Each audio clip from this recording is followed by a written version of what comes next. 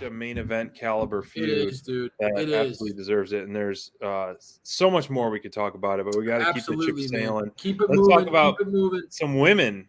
Toni Yeah. Storm and Jamie Hayter, in my opinion, two pivotal members of the women's division. After seeing the battle that these two went through, this was a fantastic match.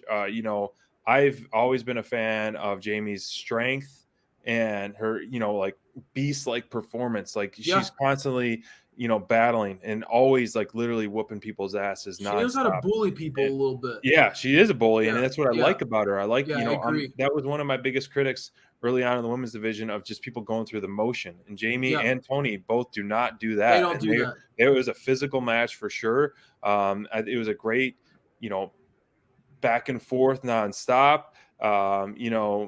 Toni Storm had a lot of their two tornado DDTs that were back to back that I absolutely loved against Jamie. And, this could have gone both ways. Yes, I understand Toni, and we all picked Toni as well. But, Jamie Hayter deserves a push amongst herself, because I think, she's a star, and her return to AEW, we've seen her take a handful of L's, but she's still growing in, I think, popularity, and I think she is better than most of the roster currently in the women's division. So these two women, this could have been a finals match as well. How often do we get those first round matches that we're like, dang, they're going to be better than the finals matches? Probably. Like we had that last women's tournament, that first round, I can't remember who it was it Sheeta and Deeb?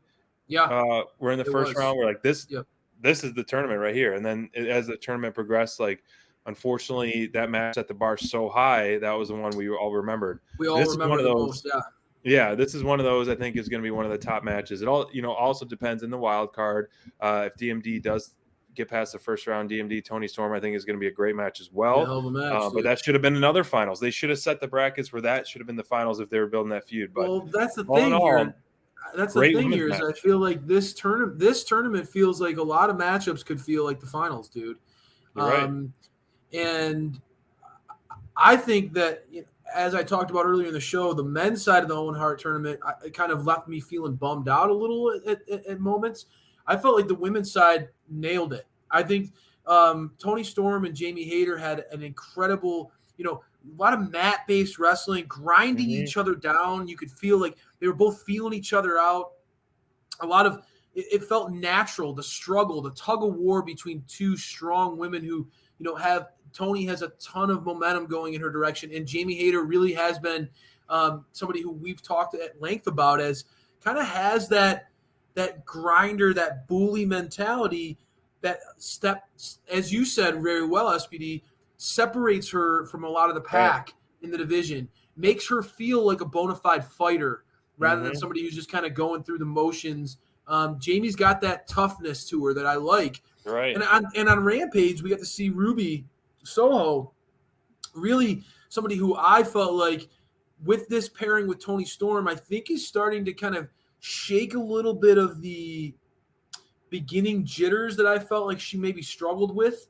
Okay. I think she's hitting her stride a little with this Toni Storm confidence in her. Yeah, I think even though she's a seasoned vet, I feel like I can see that. I could see the confidence between the ropes. Bringing out the best out of her a little bit. Yeah. And that's why in my tournament, I predicted Toni versus Ruby to go head-to-head in the finals, because I felt like it's kind of they both have this. They've been on the same team pushing back against Hayter and DMD. Yeah. And I think elevating each other a little bit. And I like what those two could do in the ring together. I felt like Ruby had a great match on Rampage. And I think that, again, a veteran going toe-to-toe with Toni would be a great setup. That said, focusing on this match, dude, this side of the tournament, I think, is really exciting because it doesn't have sort of the – You're right. It doesn't have that obviously, I think we were all bummed. Bonds, more than any of us, was bummed that Sheeta was taken out of the tournament on the other side.